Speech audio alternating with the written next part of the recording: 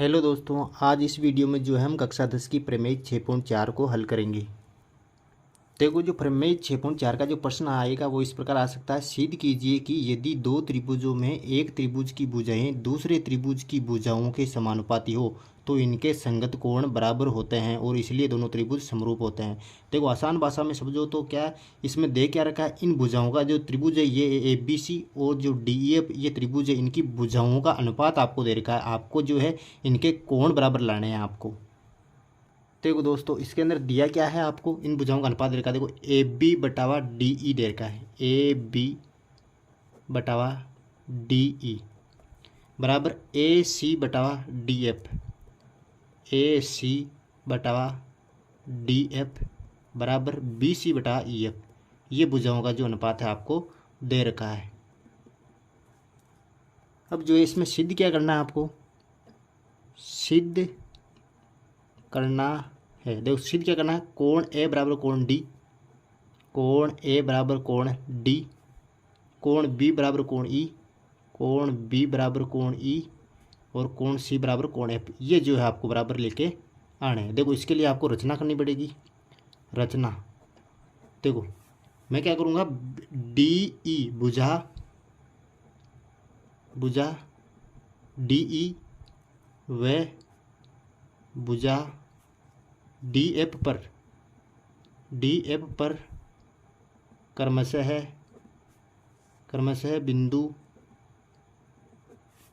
P व Q इस प्रकार लिए कि जो ए बी है ये होगी डी पी के बराबर। ए बी बराबर हो जाएगा मेरे डी पी और ए सी जो है किसके बराबर हो जाएगा, डी क्यू के। देखो दोस्तों, रचना में जो है आपको ये बिंदु P डी ई पे भुजा पर लेना है और बिंदु Q जो है डी एफ भुजा पर लेना है और दोनों P व Q बिंदु इस प्रकार लेने हैं कि ए बी जो भुजा है वो डी पी के बराबर हो जाए, ए सी जो है वो जो है डी क्यू के बराबर हो जाए। अब जो दोस्तों हम प्रमाण करेंगे, प्रमाण में क्या करना है, यहाँ से दिया है ए बी बटावा डी ई बराबर ए सी बटावा डी एफ। ये दो भुजाओं का अनुपात आपको उठा लेना है यहाँ से, यानी कि ए बी बटावा डी ई बराबर हो जाएगा ए सी बटावा डी एफ के। ये क्या आपको दिया है। अब जो है इन भुजाओं के अनुपात की सहायता से मैं पी क्यू को ई एफ के समांतर करने की कोशिश करूंगा। देखो, मैं क्या करूंगा, ए बी बटा डी ए सी बटा डी एफ का क्या कर दूंगा, व्युत्क्रम कर दूंगा। व्युत्क्रम करने पर देखो, व्युत्क्रम किया तो दोनों उल्टे हो जाएंगे। देखो, डी ई बटावा ए बी हो जाएगा और डी एफ बटावा हो जाएगा मेरे पास ए सी। अब जो दोस्तों देखो, नीचे देखो ए बी है, यहाँ पर ए सी है। मैं ए बी को जो क्या लिख सकता हूँ, देखो रचना में देखो ए बी को मैं डी पी लिख सकता हूँ और ए सी को देखो ए सी को क्या लिख सकता हूँ, डी क्यू लिख सकता हूँ दोस्तों। तो मैं देखो यहाँ पर लिख रहा हूँ डी ई बटावा ए बी को किस में चेंज कर रहा हूँ, डी पी के अंदर चेंज कर रहा हूँ। ये कर दिया डी पी और यहाँ पर डी एफ है तो ए सी को किस में चेंज कर रहा हूँ, ए सी को मैं डी क्यू के अंदर चेंज कर रहा हूँ। डी क्यू में कहाँ से आया, ये आया रचना से, यहाँ से रचना से। अब जो दोस्तों इन दोनों में से एक एक घटा दो, यहाँ से दोनों तरफ एक घटाने पर दोनों तरफ एक घटाओ, डी ई बटावा डी पी माइनस के एक, इधर क्या हो जाएगा डी एफ बटावा डी क्यू माइनस का एक। अब जो देखो यहाँ पे नीचे, इसके नीचे कुछ नहीं है तो एक, इसके नीचे नहीं कुछ नहीं तो एक। देखो डी पी और एक का जो लेस लेंगे हम, क्या आएगा यहाँ पे डी पी आएगा दोस्तों। अब देखो डी पी का भाग दो, डी पी में कितनी बार गया, एक बार गया तो डी ई आ गया हमारे पास।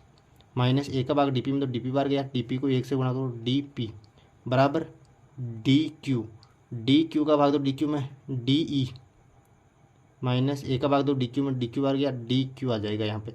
अब देखो यहाँ पर डी ई में माइनस डी पी। अब देखो यहाँ पे डी ई में से मैं डी पी कटाऊंगा तो क्या बचेगा मेरे पास, पी ई बचेगा दोस्तों। पी ई यहाँ पे मैं लिख दूंगा, नीचे क्या आएगा डी पी आ जाएगा। अब जो है आगे मेरे को डी ई में से डी क्यू घटाऊंगा। देखो डी ई कहाँ है, डी ई यहाँ पे है। डी ई में से मैं क्या करा दूंगा, सॉरी यहाँ पे डी एफ है, डी एफ में से डी क्यू घटाना, यानी कि डी एफ में से मैं डी क्यू घटा दूंगा। यहाँ पर क्या बचेगा, क्यू एफ बचेगा दोस्तों। ऊपर बचा यहाँ पर क्यू एफ बटावा डी क्यू, और वापस पुनः व्युत्क्रम कर दूंगा मैं यहाँ पे, पुनः व्युत्क्रम करने पर, पुनः व्युत्क्रम किया क्या बचेगा, देखो यहाँ पर उल्टा कर दूंगा इसको, डी पी बटावा पी ई बराबर यहाँ पर बचेगा डी क्यू बटावा क्यू एफ। अब देखो ये कहाँ पर है, डी पी ये रहा यहाँ पे, पी ई है, यानी कि डी पी बटा पी ई आ गया, और डी क्यू यहाँ पे है डी क्यू, और क्यू एफ यहाँ पर है, यानी डी क्यू बटा क्यू एफ आ गया। अब जी दोस्तों देखो नीचे से मैंने उसको ऊपर ले लिया, डी पी बटा पी ई, डी क्यू बटा क्यू एफ, डी पी बटा पी ई और डी क्यू बटा क्यू एफ, ये हमारे पास आ गया। अब भुजाओं का अनुपात आ गया, तो मैं क्या करूँगा, देखो त्रिभुज डी ई एफ में, देखो त्रिभुज डी ई एफ में देखो इन भुजाओं का जो अनुपात बराबर है, तो देखो त्रिभुज डी एफ में थेल्स प्रमेय के विलोम से क्या हो जाएगा, थेल्स प्रमेय के विलोम से, थेल्स प्रमेय के विलोम से, थेल्स देखो भुजाओं का अनुपात बराबर है, तो पी क्यू समांतर हो जाएगी ई एफ के, यानी कि पी क्यू जो समांतर हो जाएगी ई एफ के। अब जो दोस्तों देखो पी क्यू जो है ये पी क्यू ई एफ के समांतर है, तो यहाँ पर देखो संगत कोण भी बराबर हो जाएंगे। यदि दो भुजाएं आपस में समांतर है, उनको कोई तिर्यक रेखा ऐसे काटे, तो उनके जो संगत कोण होते हैं वो भी क्या हो जाएंगे, बराबर हो जाएंगे। तो यहाँ पर क्या लिखता हूँ मैं, कोण पी बराबर कोण ई, कोण पी बराबर कोण ई हो जाएगा, कोण क्यू बराबर हो जाएगा कोण एफ के। क्या से आया, ये हो जाएंगे संगत कोण। अब जो है आपको देखो ये कोण पी बराबर कोण ई हो गया, कोण क्यू बराबर कोण एफ हो गया। अब देखो मैं क्या करूँगा, डी पी क्यू और डी ई एफ यानी कि छोटे वाले त्रिभुज को और पूरे बड़े त्रिभुज को क्या करूँगा, समरूप सिद्ध कर दूंगा। देखो इसके अंदर कोण पी बराबर कोण ई, छोटे वाले में कोण पी और बड़े वाले में कोण ई, और छोटे वाले में कोण क्यू और बड़े वाले में कोण एफ, ये दो कोण हमारे पास बराबर आ गए। तो मैं क्या लिखता हूँ, ए समरूपता के नियम से, ए समरूपता के नियम से क्या हो जाएगा, त्रिभुज डी पी क्यू समरूप हो जाएगा त्रिभुज डी ई एफ के। अब दोनों त्रिभुज डी पी क्यू और डी ई एफ समरूप हो गया, तो समरूप त्रिभुजों की जो भुजाओं का जो भुजाएं क्या होती है, समानुपाती होती है। तो मैं क्या लिख दूंगा, देखो त्रिभुज डी पी क्यू, देखो त्रिभुज डी पी यानी कि डी पी बटावा छोटे वाले त्रिभुज की डी पी और बड़े वाले त्रिभुज की डी ई बराबर हो जाएगी डी क्यू बटावा डी एफ बराबर पी क्यू बटावा ई एफ, यानी कि ये दोनों त्रिभुज समरूप है, तो इनकी भुजाएं भी क्या हो जाएगी, ये हमारे पास क्या आ जाएगी, समानुपाती आ जाएगी।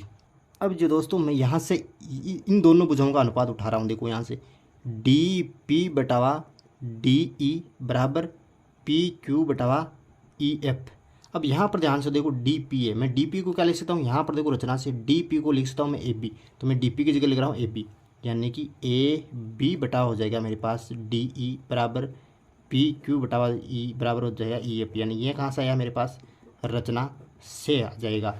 अब जो दोस्तों देखो यहाँ पे ए बी बटावा डी ई है बराबर पी क्यू बटा ई एफ है। देखो ए बी बटा डी ई को यहाँ से मैं क्या लिख सकता हूँ, ए बी बटा डी ई को बी सी बटा ई एफ लिख सकता हूँ। ए बी बटा डी ई किसके बराबर होगा, बी सी बटा ई एफ, यानी दिया है हमें, तो मैं ए बी बटा डी ई को लिख दूंगा बी सी बटा बी ई एफ, यानी कि ए बी बटा डी ई को लिख दूंगा मैं बी सी बटा ई एफ, यानी कि पी क्यू बटा ई एफ। यहाँ पर कारण दे दो, चूँकि ए बी बटावा डी ई जो है किसके बराबर है, बी सी बटावा ई एफ के बराबर है।